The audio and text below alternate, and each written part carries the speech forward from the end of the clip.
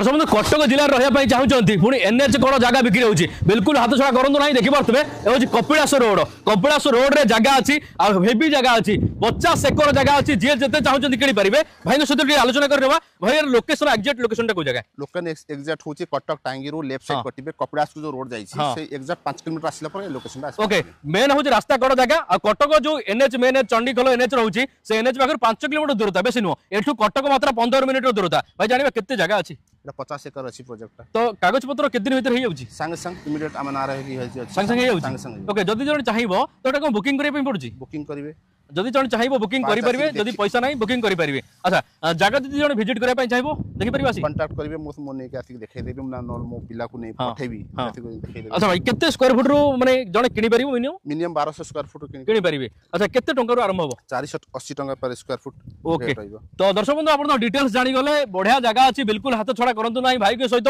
एबे ही जोगाजोग करंतु कारण प्राइस कम अछि आ मिनिमम जदि आपण 2 वर्ष 3 वर्ष अपेक्षा करिवे एई जगह को आपण पुन डबल रेट रे बिक्री कर दे परिबे तो नंबर दियाला ए नंबर रे एबे ही कॉल कर दियंतु।